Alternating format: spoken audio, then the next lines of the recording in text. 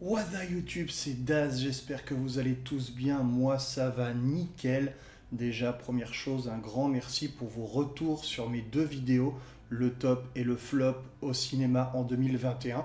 Elles ont fait toutes les deux plus de 100 vues, ça me fait plaisir, c'est cool. Bref, je vous avais promis la vidéo des tops et des flops séries et jeux vidéo, et en fait, très bonne nouvelle, j'ai retrouvé un CDI. Oui, le mois dernier j'en avais un, j'ai démissionné, ça a été compliqué. J'en ai retrouvé un autre, je commence lundi et là celui-là je pense qu'il va être vraiment excellent. Donc du coup comme j'aurai moins de temps, je vais faire une vidéo tout en un. On va parler de ce que j'ai aimé dans les séries et dans les jeux vidéo en même temps, comme il n'y a pas beaucoup de flops. Je n'ai pas envie d'en parler, je suis bien, donc parler des tops c'est un truc cool. Allez, je lance le générique et on se retrouve tout de suite.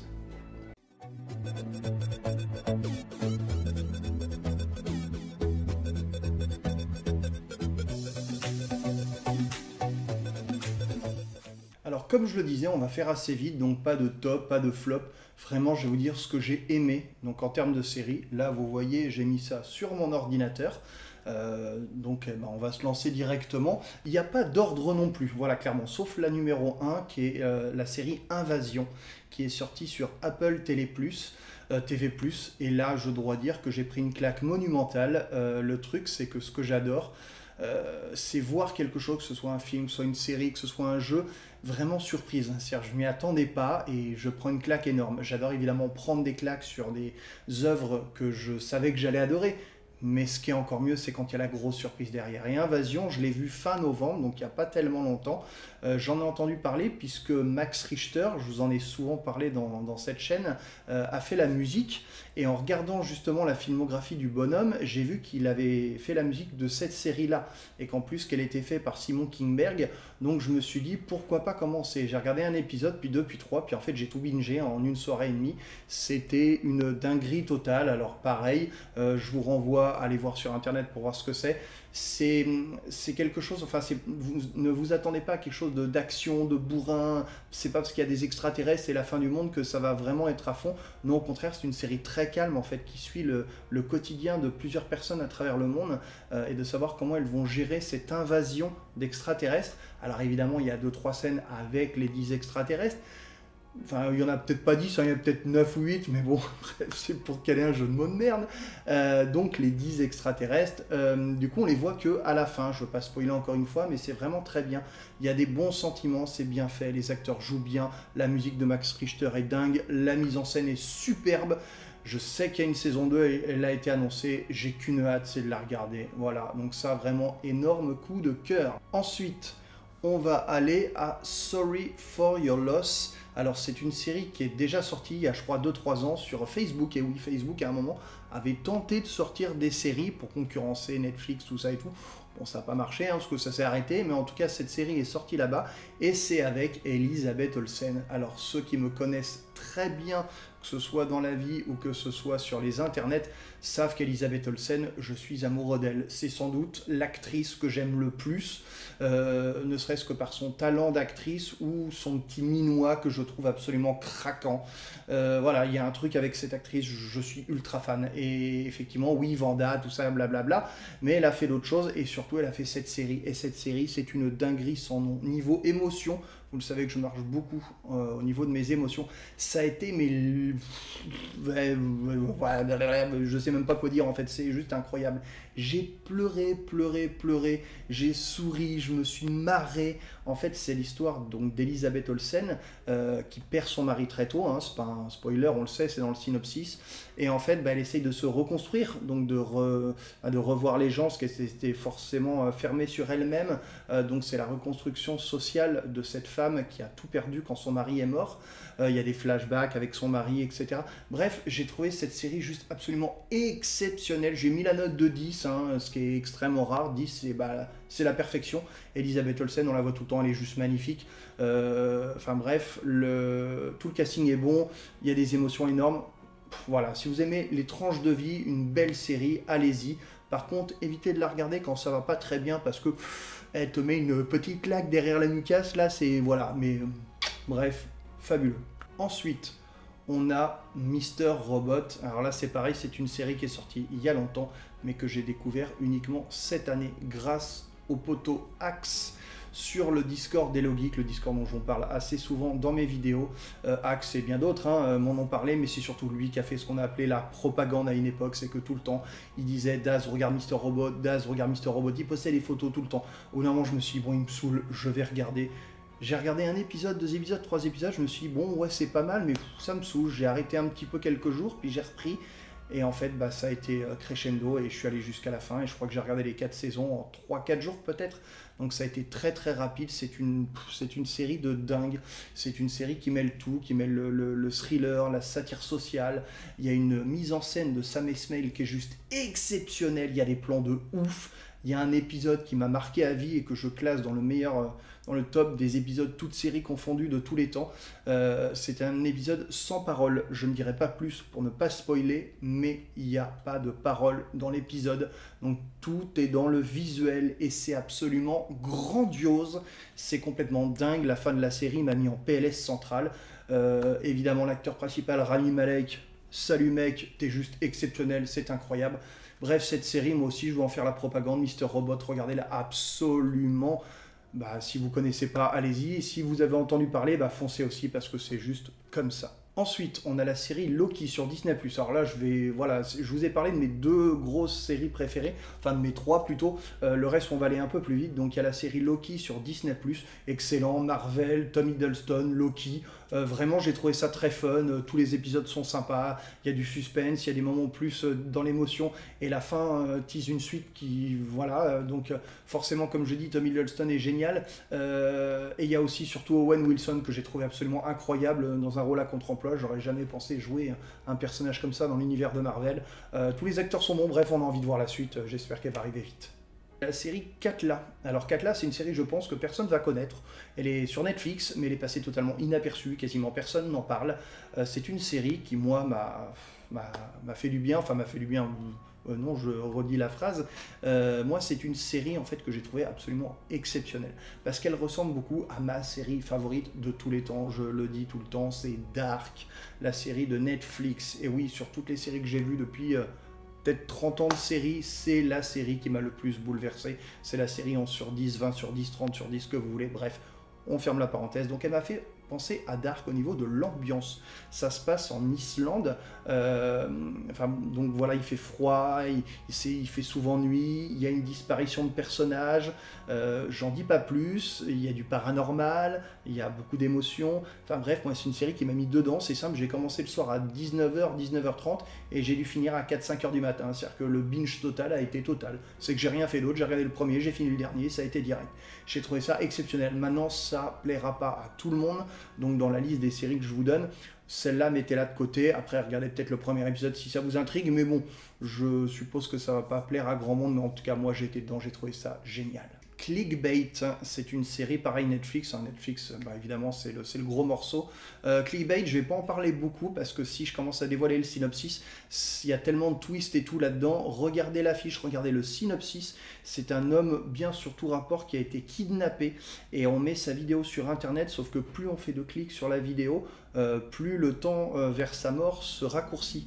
Donc évidemment, bah, les jeunes de nos jours, qu'est-ce qu'ils font? Ils vont vouloir regarder comme des débiles, hein, c'est logique. Et bah oui, sauf que non. Enfin bref, je ne vais pas plus loin. J'ai trouvé ça super. Il y a un suspense de dingue. L'acteur principal joue bien. La fin est surprenante et c'est une mini-série. C'est-à-dire qu'en gros, pas de suite. Donc ça, c'est parfait. Innocent, c'est une série, pareil, de Netflix, tirée d'un roman d'Harlan Coben. Harlan Coben a fait pas mal de séries. Une vraiment que j'ai adorée, c'est Safe, qui est vraiment excellente aussi sur Netflix. Intimidation, et pas mal aussi avec Richard Armitage. Mais du coup, celle-là, elle est très bien aussi, avec l'acteur fétiche de Oriol Paolo, que j'aime beaucoup, Mario Casas. Donc c'est pareil, là, le scénario, je ne vous dirai rien. C'est juste une dinguerie en termes d'écriture. Alors oui, des fois, c'est très très gros. C'est-à-dire qu'il y a des trucs, on se dit, si ça arrive dans la vraie vie, jamais l'acteur s'en sort, jamais la personne s'en sort. C'est complètement n'importe quoi. C'est très tiré par les cheveux.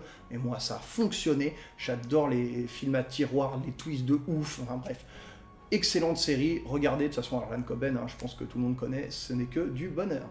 Ensuite, pour retourner dans l'univers de Marvel, il y a WandaVision, évidemment. Je vous ai parlé tout à l'heure, Elisabeth Olsen, mon actrice crush. Forcément, WandaVision, évidemment, Wanda Maximoff, Scarlet Witch, donc Elisabeth Olsen est là. La série est un peu déconcertante au départ, parce que c'est des épisodes en noir et blanc, j'ai du mal à rentrer dedans, il m'a fallu un épisode et demi, et puis finalement la magie a pris. Après, je ne dirai pas comment ça se termine comme d'habitude, mais c'est vraiment excellent. En plus, c'est un côté du Marvel Cinematic Universe que je ne connaissais pas, parce que moi, il faut savoir qu'à part les films et les séries, je ne lis pas les comics, je n'ai pas trop regardé les news, etc. Donc ça fait plaisir de temps en temps que Disney Plus sorte ces séries, parce que du coup ça permet d'étendre ma connaissance sur le MCU, et ce WandaVision est très bien pour ça.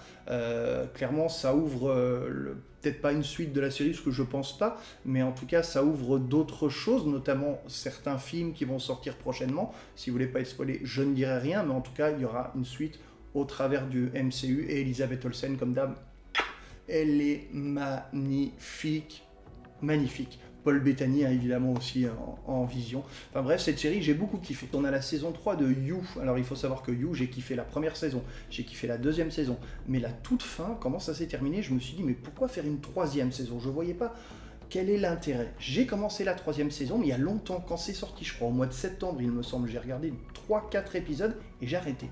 Parce que j'ai pas trouvé ce petit grain de folie qui faisait justement, c'est le cas de le dire, la folie, les 2 premières saisons de You. J'ai trouvé ça bien parce que j'aime toujours les acteurs, j'aime toujours l'ambiance, mais il n'y avait pas ce truc à la You, quoi, et j'ai arrêté. Et en fait, en reparlant 1 ou 2 mois après avec ma sœur lors d'un dîner, elle m'a dit, est-ce que tu as fini You? Je lui ai dit, bah non, j'ai pas trop envie, etc. Mais elle m'a fait, arrête, finis-le, c'est une dinguerie, les 3 épisodes finaux, c'est n'importe quoi.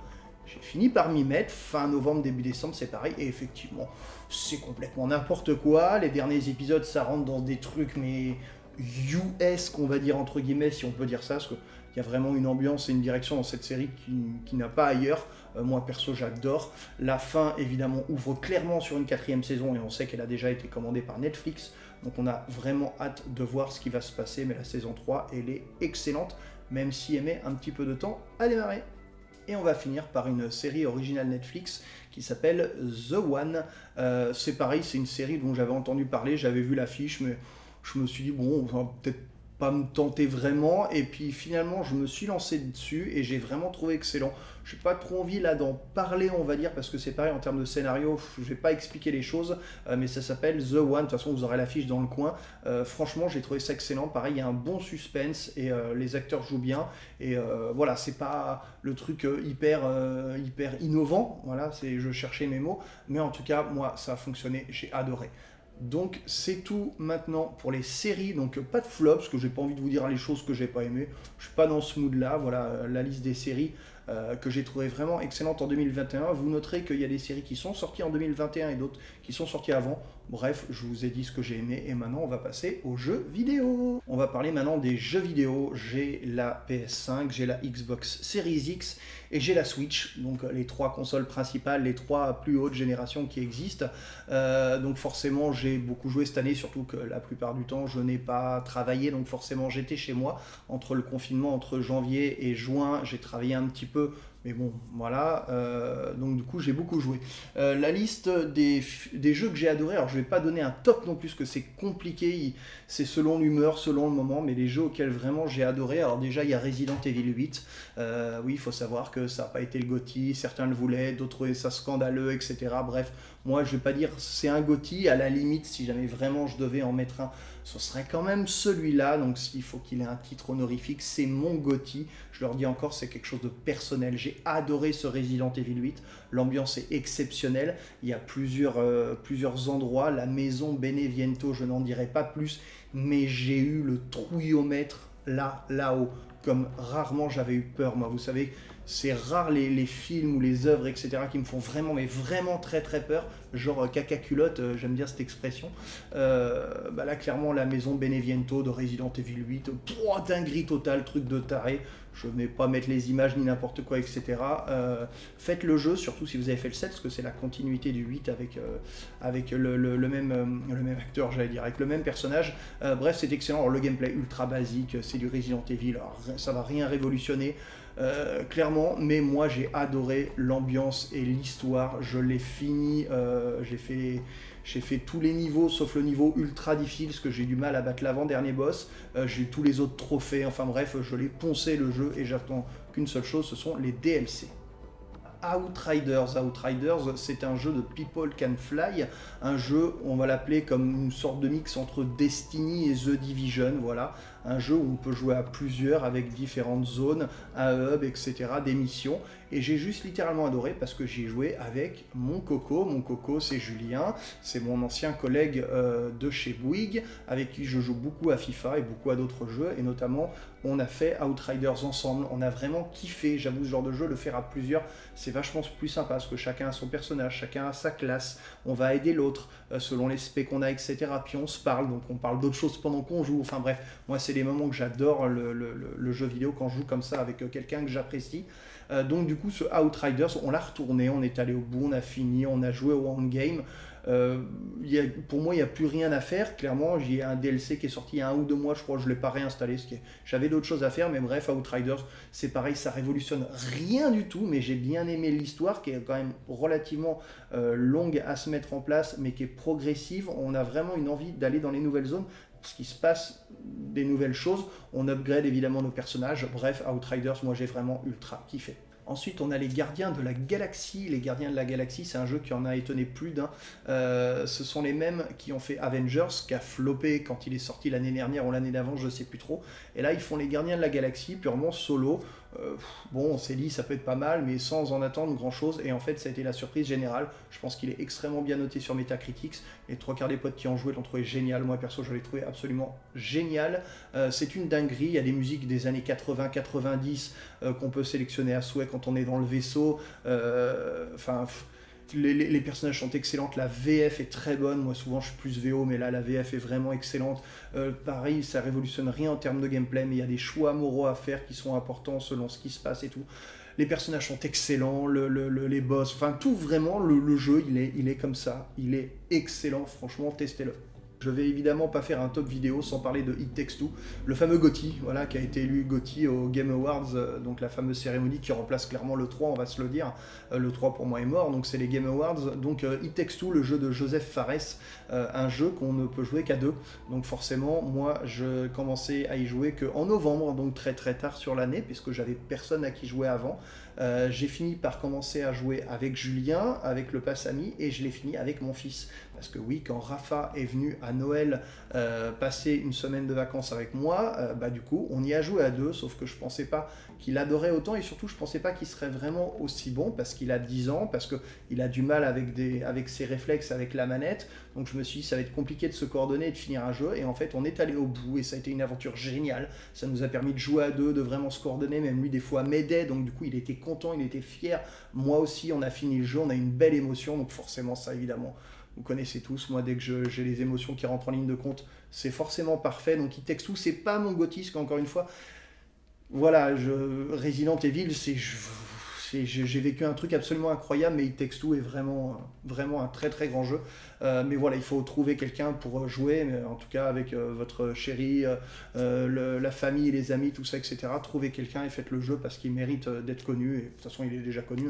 Puis Joseph, il est tellement barré que forcément c'est un personnage qu'on adore adorer. Donc voilà, It Takes Two, j'ai adoré. Ensuite, on a 2 jeux indépendants. Donc le premier, c'est Omno. C'est un tout petit jeu d'aventure plateforme qui est sorti sur Xbox, que j'ai eu gratuitement grâce au Game Pass. Enfin bon, je paye le Game Pass, donc c'est pas vraiment gratuit, mais je le paye tellement peu cher. Ça coûte 12 € par mois, et moi je dois l'avoir à 5 ou 6, et je prends d'un seul coup 1 an, donc ça fait pas grand chose. Donc on va dire 6 € le jeu, c'est vraiment bien. Et voilà, c'est le genre de jeu où les émotions, elles fonctionnent. Le gameplay ultra basique, le jeu est très court, je l'ai fini en 5-6 heures, peut-être 7-8 heures, je sais plus, mais en tout cas moins de 10 heures largement. C'est extrêmement simple, j'ai pas été coincé, mais il y a une musique de ouf, il y a une direction artistique. C'est un jeu qu'on appelle un jeu onirique, un jeu qui fait du bien, un jeu qui fait voyager. Voilà, donc si vous avez la Xbox ou le PC, je pense qu'il est sur PC, et que vous avez le Game Pass, foncez, il est gratuit, vous le regretterez pas, c'est rapide, et moi j'ai juste adoré l'aventure. Ensuite, on va parler de Kena Bridge of Spirit, qui a été fait par une équipe d'une 20aine de personnes, donc c'est absolument dingue, on a l'impression que c'est un triple A, mais en fait pas du tout. Il y a beaucoup de gens qui ont adoré, clairement le jeu est vachement bien noté aussi, mais bizarrement il y a aussi beaucoup de gens qui n'ont pas aimé et qui ont dit non mais ouais ok, mais on se fait chier, c'est super basique, machin. Bah oui, une équipe de 20 personnes ne peut pas faire un truc à la Capcom, à la EA ou à la Rockstar, etc. quand ils sont 500, 1000 ou beaucoup plus, ou Ubisoft. Enfin bref, moi je trouve que quand on joue à un jeu, il faut aussi savoir comment il a été créé, par qui, et remettre ça en ligne de compte. Et moi, Kena, j'ai trouvé tout simplement génial, j'ai trouvé l'ambiance superbe, j'ai même eu les larmes aux yeux à certains moments, parce qu'il y a vraiment beaucoup d'émotions à un moment vraiment dans le jeu. J'en dirai pas plus évidemment. Le gameplay, oui, est très simple, c'est facile à comprendre, j'ai pas été coincé, mais les petits rots, les petits personnages qui nous suivent sont trop mignons. Le fait qu'on ait un hub central et qu'on récupère des courriers à travers le monde, il faut revenir dans le hub central pour ouvrir des nouveaux endroits, pour aller voir les nouveaux pendant de l'histoire. J'ai trouvé ça excellent. Alors oui, ça révolutionne en rien, mais encore une fois, que ce soit les films, les séries, etc., il n'y a pas besoin. Alors moi, j'aime bien l'originalité, on est d'accord, j'aime ça. Mais des fois, quand c'est pas original pour un sou, mais que ça le fait bien, bah moi, ça marche. Et Kena Bridge of Spirit, j'ai kiffé. Ensuite, évidemment, on a le jeu majeur de la PS5 qui est sorti l'année dernière, c'est Ratchet & Clank Rift Apart. Évidemment, jeu vitrine de la PS5, je vais l'appeler comme ça, absolument dingo graphiquement. Une aventure super fun à jouer, il y a de l'humour, il y a des plateformes, il y a de l'aventure. Je suis allé au bout, je l'ai quasi platiné, non, voire platiné, pardon, excusez-moi, je l'ai platiné. J'ai trouvé ça excellent, mais... Encore une fois, si je devais faire un top, il ne serait pas non plus très très haut parce que c'est relativement classique, c'est du Ratchet & Clank, on connaît la sauce, on connaît l'aventure, ça ne change rien. Par contre, avec ma télé OLED, la dernière de chez LG, plus la PS5, bah évidemment, graphiquement c'est un truc de taré. Donc j'ai beaucoup aimé Ratchet & Clank, franchement c'est excellent. Il y a un autre jeu aussi que je ne vais pas citer, enfin que je vais citer maintenant parce que je vous en parle, mais qui n'est pas dans mon top, c'est Returnal. Alors, c'est une petite parenthèse que j'ouvre sur la difficulté, on ne va pas aller trop loin parce que le débat a été fait énormément, mais Returnal c'était un jeu que j'ai adoré, mais vraiment excellent, simplement j'ai pas pu le finir. Voilà, je suis arrivé avant la moitié du jeu, sauf qu'il y a un biome, je pouvais pas le passer, et puis j'ai essayé une fois, deux fois, 20 fois, 30 fois, 40 fois, 50 fois, sauf qu'au bout d'un moment, comme c'est un roguelite, dès que tu meurs, tu recommences au début. Donc tout me retaper pour aller jusqu'à l'endroit où je meurs comme une sous M, voilà, vous comprendrez, et revenir au départ et refaire comme ça la boucle, bah tu le fais 10 fois, 20 fois, mais au bout de 100 fois, ça te saoule. Donc j'ai revendu le jeu, c'est dommage, parce que forcément, oui, moi je fais partie de ceux qui aimeraient un niveau de difficulté un petit peu plus bas. Alors on va pas rentrer encore une fois plus dans le débat, mais pour moi ça ne dénaturerait pas le jeu, laisser les gens faire dans le niveau de difficulté qu'a voulu les développeurs, et puis bah, des gens comme moi, je sais que je suis loin d'être le seul, qui veulent pouvoir aller au bout du jeu et l'apprécier, même avec des paramètres un peu plus simples, bah, j'aurais trouvé ça cool. Bref, j'ai pas fini Returnal et c'est vraiment dommage parce que je trouve que c'est un jeu génial. On a ensuite Life is Strange True Colors. Il faut savoir que je suis un gros fan de Life is Strange. Clairement, le premier, le deuxième, l'épisode spin-off, et là maintenant ce True Colors, je l'ai trouvé juste génial. Alors c'est pareil, zéro révolution, le gameplay est le même, mais ce que je trouve excellent dans ce genre de production narrative, c'est qu'il y a plein de fins, et j'adore avoir toutes les fins, vraiment essayer de tout trouver. Du reste, j'avais fait un guide des romances, qui a complètement bidé sur la chaîne, mais je m'en doutais, c'est pas grave, je l'ai fait quand même. Le jeu est excellent, je trouve que Alex Chen, le personnage principal, il y a une empathie qui est très très forte, il y a vraiment des chapitres qui sont excellents avec des idées de mise en scène terribles. Le côté négatif, c'est que la ville, malheureusement, c'est pas une open ville, open world, open ville, open city, enfin bref, il y a des moments où tu vois des rues en face, même assez loin, et quand tu t'approches, bah, tu as une sorte de mur virtuel et tu peux pas passer. Et c'est vraiment dommage parce que du coup, c'est vraiment quelques places et une rue comme ça, et bah, voilà, c'est vraiment le côté négatif. Par contre, la galerie des personnages est géniale, j'ai adoré refaire le jeu, je sais plus, je l'ai fait 1, 2, 3, 4 fois pour débloquer toutes les fins, je l'ai platiné aussi. Bref, j'ai juste adoré, encore une fois, moi les jeux narratifs ça fonctionne très bien parce que c'est pas très compliqué, coucou Returnal, et au moins bah, ça me permet de vivre des belles émotions. Donc Life is Strange True Colors, j'ai adoré. Et après, je vais terminer par un jeu qui malheureusement n'a pas très bien fonctionné, il n'est pas très très bien noté, les gens ont trouvé ça pas terrible, mais moi bah, ça a fonctionné, voilà, encore une fois comme d'habitude, j'ai souvent des goûts qui sont pas les mêmes que les autres, c'est Biomutant. Biomutant c'est pareil, je pense que c'est le maître mot de toute la liste ici, ça ne révolutionne rien, en gros, de toute façon depuis Death Stranding, j'ai tellement pas joué à de jeux qui révolutionnent des trucs, voilà, donc pour faire la parenthèse que Death Stranding, dinguerie totale, du coup Biomutant c'est une sorte de jeu d'aventure où il y a un monde ouvert. Pour le coup, le monde ouvert est vraiment le personnage principal puisqu'il est vraiment très très grand. Il y a un cycle jour-nuit qui est vachement bien fait, il y a plusieurs objectifs, il y a plusieurs factions, il y a des boss. Bref, je l'ai fait à 100%, je l'ai platiné et ça m'a pris du temps, non pas par la difficulté, mais par le temps que ça prend d'avoir certains objets ou ce genre de choses où il faut attendre des cycles et tout. Il faut attendre un certain moment pour aller à certains endroits. Enfin bref, je n'en dirai pas plus. Ceux qui sont complétionnistes, vous pouvez regarder la liste des trophées. Mais bref, j'ai juste adoré, j'ai trouvé ça mignon. Alors par contre, le truc horrible, et ça, tout le monde l'a dit, c'est une catastrophe, c'est que les voix, c'est du globi-boulga en fait. Ils parlent pas normalement, ils parlent... Et c'est tout le temps, quand tu parles à un personnage, c'est... Bon, voilà, t'as beau avoir une option de diminuer le truc, bah ça parle toujours autant. Et c'est juste horrible, j'avais envie de couper juste ces voix-là, mais par contre la musique du jeu est géniale. Donc c'est un petit peu dommage, mais globalement j'ai adoré parcourir l'aventure de ce Biomutant. On va terminer sur un dernier jeu qui n'est pas sorti en 2021, mais que j'ai découvert en 2021, qui s'appelle Remnant from the Ashes. C'est un jeu un peu à la... pareil, Destiny, The Division, j'ai parlé de quoi, Outriders, voilà ce genre de jeu d'aventure où on peut jouer à plusieurs, etc. Là j'ai joué avec Coco, donc Julien, pareil, hein, même chose, et avec le poteau Maxi Troll de Gamerside, GSY, un site où j'ai découvert des gens où je suis inscrit depuis des lustres. Et donc du coup on a fait l'ensemble du jeu à 3 et on a vraiment adoré. C'est pareil, je crois que j'ai joué 90 heures. Il me semble que c'est même pas il me semble, c'est sûr, c'est le jeu auquel j'ai le plus joué hors FIFA, hein, parce que j'ai énormément joué à FIFA 21. Hors FIFA, on va dire, c'est le jeu d'aventure classique solo, même si on peut jouer à plusieurs, où j'ai joué le plus d'heures. 90 heures, c'est assez énorme. Je l'ai platiné -1, j'aime bien dire ça, platine -1, parce que le dernier trophée, c'est il faut battre un boss en niveau de difficulté balèze sans se faire toucher. Autant dire que c'est pas possible pour moi, j'ai essayé, c'est n'importe quoi. Déjà, le faire dans un niveau de difficulté de base sans me faire toucher, je peux pas. Donc dans la liste des trophées, il conseille de le faire solo, j'ai tenté... Enfin, bon, c'est dommage, platine -1, mais en tout cas Remnant from the Ashes, vraiment un super jeu, une bonne progression, pareil un hub central, des missions, et ce que j'aime bien c'est que les maps sont totalement aléatoires en fait. Quand tu arrives dans un endroit, les portes sont pas au même endroit, les ennemis non plus, alors globalement c'est le même jeu, mais voilà. Et il faut savoir qu'aussi ce jeu a forcément un affect, puisque j'ai fait un guide sur cette chaîne que je vous mettrai là dans le petit i en haut, et c'est officiellement la vidéo la plus vue de ma chaîne, et même de très loin, puisque au moment où je parle je crois qu'on est à plus de 6000 vues, hein. Quand mes vidéos tournaient entre 50 et 100 vues, celle-là fait 6000, c'est juste une dinguerie totale. J'ai des messages, des gens qui me remercient, donc c'est quand même une fierté d'avoir sorti un guide en me disant j'ai envie d'aider les gens mais je pense que ça marchera pas, et qu'en fait elle cartonne. Donc voilà, ce Remnant from the Ashes, forcément énorme affect pour moi, j'irais même jusqu'à dire que c'est mon GOTY, mais GOTY c'est Game of the Year, donc forcément sorti l'année d'où on en parle, donc ça peut pas être mon GOTY, mais dans mon cœur en tout cas ce jeu il est juste exceptionnel. Voilà, en tout cas je sais pas du tout combien de temps durera la vidéo, comme d'habitude je tourne et je ferai le montage après.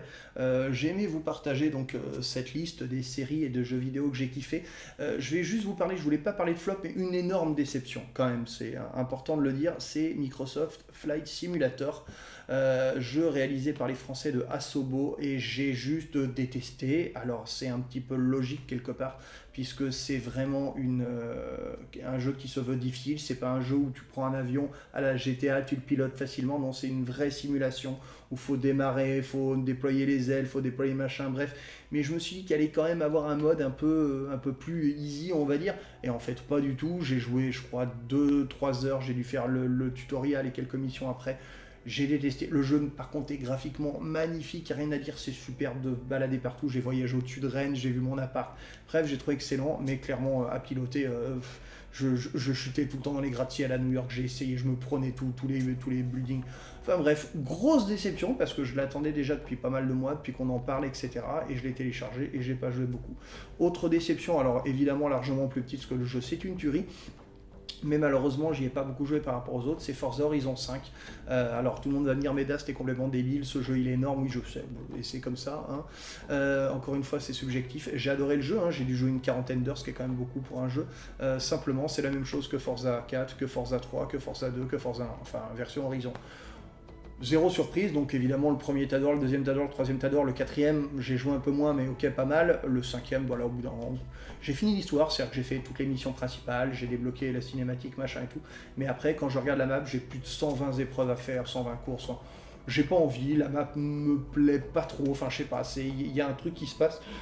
C'est pourtant aussi génial, le jeu graphiquement est une tuerie énorme, je crois que c'est le plus beau jeu auquel j'ai joué sur Series X, mais clairement voilà, c'est une semi-déception parce que j'irai pas plus loin. Coup de bol, merci le Game Pass, je ne l'ai pas payé, donc ça m'a permis d'y jouer et de pouvoir arrêter aussi. Donc voilà, la vidéo s'arrête là. Comme je vous l'ai dit au tout début, là je retrouve un travail, un CDI et je commence lundi, donc j'aurai évidemment beaucoup moins de temps pour écrire des vidéos. Je ne sais pas trop quel format je ferai. Je vais, je pense, faire un format mensuel en disant quels sont les films ou quelles sont les séries que j'ai aimées dans le mois. Voilà, au lieu de faire hebdomadaire, parce que j'aurai pas le temps, mais mensuel.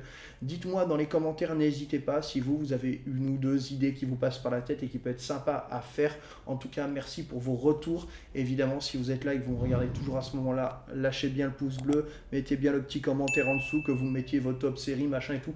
Mais au moins un petit commentaire, ça aide le référencement et à ce que mes vidéos soient un petit peu plus vues. J'aimerais bien les coller un tout petit peu plus, évidemment, en 2022, ce serait sympa. Donc en tout cas, j'espère que vous allez tous bien autant que moi. Et d'ici là, je ne sais pas quand est-ce qu'on va se revoir, mais amusez-vous bien, prenez soin des vôtres et ciao!